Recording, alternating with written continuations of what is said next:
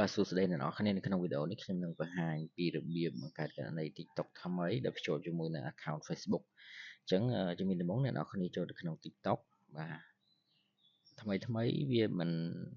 មានអីទេគឺវា load ឲ្យចេញបែបនេះហើយអ្នកនរគ្នាចុច allow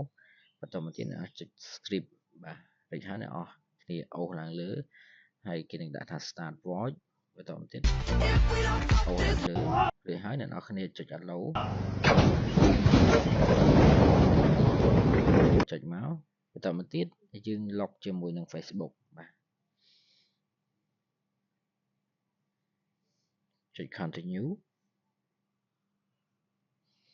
open ចុច continue បាទនេះជាការស្រេចសម្រាប់ការបង្កើតគណនី TikTok ដែលភ្ជាប់ជាមួយនឹង Facebook មើលសំណួរដែលខ្ញុំទទួលបានពី friend របស់យើងគាត់ចង់សួរថាបងសុំពីរបៀបយក password account TikTok ដែលភ្ជាប់ជាមួយនឹង Facebook ព្រោះចង់ update ខ្លាច account ចាស់មានន័យថា account គាត់ចាស់អញ្ចឹងគាត់ចង់បាន password ទៅ log ជាមួយនឹងទូរស័ព្ទដៃថ្មីក៏ដូចជាចង់ដូរទូរស័ព្ទអញ្ចឹងណាអញ្ចឹងដើម្បីយកនៅ password បានពី TikTok អ្នកទាំងអស់គ្នាត្រូវប្រកាសថាខ្លួនឯងFacebook របស់យើងនេះភ្ជាប់ជាមួយគេភ្ជាប់ email ឬមកក៏ភ្ជាប់លេខទូរស័ព្ទអញ្ចឹងដើម្បីចង់ឆែកមើលអ្នកនរគ្នាចូលមកក្នុងនេះ Facebook របស់យើងបាទឃើញ profile អ្នកនរគ្នាឃើញ profile ដូចគ្នានេះ Sony នេះហើយយើងមើល TikTok របស់យើងណាយើងមើលទៅនេះគឺដូចគ្នាណាហើយបន្តមកទៀតអ្នកនរគ្នាមើល Facebook របស់យើងថាយើងភ្ជាប់មួយអីអញ្ចឹងយើងមើលមកបន្តមកទៀតអ្នកនរគ្នាចុច track 3ចុច setting and privacy ចុច setting បាទបន្តមកទៀតអ្នកនរគ្នាអូសចូលមកក្រោមរួចចុចយក profile information បាទអញ្ចឹងយើងអូសចូលមកក្រោមហើយយើងមើលពាក់ព័ន្ធនឹងនេះ contact info នេះអញ្ចឹងមានន័យថាFacebook របស់យើងគឺភ្ជាប់ជាមួយនឹង email អញ្ចឹងយើងត្រូវប្រកាសថា email របស់យើងហើយនឹង password ដែលយើង log ទៅក្នុង Gmail គឺយើងត្រូវចងចាំដើម្បីចង់បានលេខpassword ពីខាង TikTok ណាអញ្ចឹងត្រូវចងចាំយើងឆែកមើលទៅហើយបើសិនជាអ្នកនរគ្នាភ្ជាប់ជាមួយនឹងលេខទូរស័ព្ទវានឹងផ្ញើលេខកូដចូលលេខទូរស័ព្ទហើយបើសិនអ្នកនរគ្នាផ្ញើដាក់ជាមួយ email វានឹងផ្ញើចូលតាមរយៈ email អញ្ចឹងខ្ញុំឲ្យមើលបាទ email របស់ខ្ញុំគឺខ្ញុំ log ជាមួយនឹង Gmail របស់ខ្ញុំហើយខ្ញុំ log ជាមួយនឹង Firefox នេះណាអូខេអញ្ចឹងនេះគេដាក់នេះណានេះ TikTok new try បាទ TikTok new try នេះ login directed បាទអញ្ចឹងចង់បានលេខកូដបាទអ្នកនរគ្នាគ្រាន់តែចូលមកក្នុង account TikTok មកហើយបន្តមកទៀតអ្នកនរគ្នាចុចសញ្ញា track 3នេះចុចសញ្ញា track 3ហើយអ្នកនរគ្នាចុចយកsetting បាទបន្តមកទៀតអ្នកនរគ្នាចុចយក account បាទរួចហើយអ្នកនរគ្នាចុចយក password នេះចុច password នេះមកបើសិនជា account របស់អ្នកនរគ្នាដែលធ្លាប់ភ្ជាប់ជាមួយនឹង password យើងចុច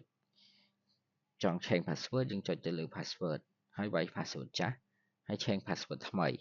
ហើយបើសិនជាអ្នកនរគ្នាអត់ទាន់បានភ្ជាប់ទេមានន័យថាអត់ទាន់បានដាក់លេខកូដទេយើងអាចចុចយកតាមរយៈនេះ Gmail របស់យើងហ្នឹងដែលខ្ញុំភ្ជាប់ជាមួយនឹង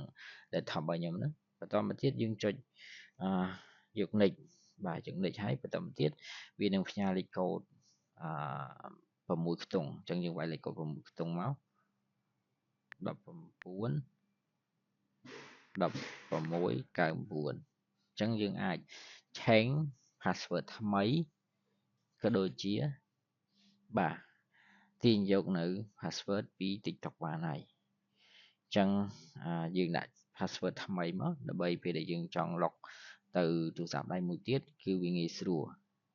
ហើយខ្ញុំសូមបញ្ជាក់ផងដែរបើសិនជាយើងចង់ log ទៅទូរស័ព្ទដៃមួយទៀតយើងត្រូវយក account Facebook ដែលយើងភ្ជាប់ជាមួយនឹង log ទៅជាមួយនឹង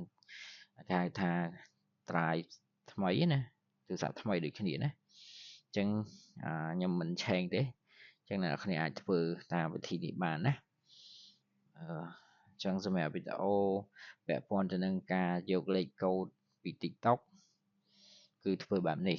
អឺខ្ញុំសូមបញ្ជាក់ម្ដងទៀតជំហានដំបូងអ្នកនរគ្នាចូល tray 3បន្តមកទៀតយក setting នេះហើយបន្តមកទៀតយក account នេះយក account នេះហើយបើសិនជាអ្នកនរគ្នាចុចaccount ហើយចុច password ហ្នឹងគឺអ្នកនរគ្នាត្រូវដាក់ឲ្យមានសុវត្ថិភាពអញ្ចឹងដាក់អក្សរមកបាទអក្សរលាយនឹងសញ្ញាផ្សេងមកបាទដើម្បីឲ្យវារឹងមាំតាមនេះចុច continue បាទហើយកន្លែងនេះខ្ញុំសូមបញ្ជាក់ផងដែរបើសិនជាអ្នកទាំងអស់គ្នាដែលបង្កើតគណនី Facebook ភ្ជាប់ជាមួយនឹងលេខទូរស័ព្ទពេលដែលយើងទាញយកលេខកូដពី TikTok នឹងផ្ញើលេខកូដចូលទៅក្នុងលេខទូរស័ព្ទរបស់អ្នកទាំងអស់គ្នាហើយបើសិនជាអ្នកទាំងអស់គ្នាភ្ជាប់ជាមួយ Gmail គេនឹងផ្ញើលេខកូដនេះចូល Gmail របស់អ្នកទាំងអស់គ្នានេះអញ្ចឹងយើងអាចយកមកវាយកន្លែងហ្នឹងមកហើយ change password ដែលខ្ញុំប្រាប់ចឹងមកអញ្ចឹងវាអត់មានអីទេហើយអាចបដូរពី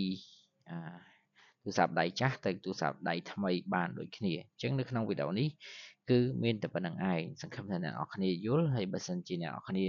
មានចម្ងល់ក៏ដូចជាមានសំណពរឲ្យខ្ញុំធ្វើវីដេអូផ្សេងទៀតអ្នកនរគ្នាអាច comment នៅក្នុងវីដេអូនេះ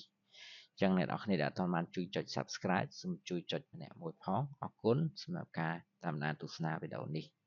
ពីដើមរហូតដល់ចប់ជួបគ្នាវីដេអូក្រោយអរគុណ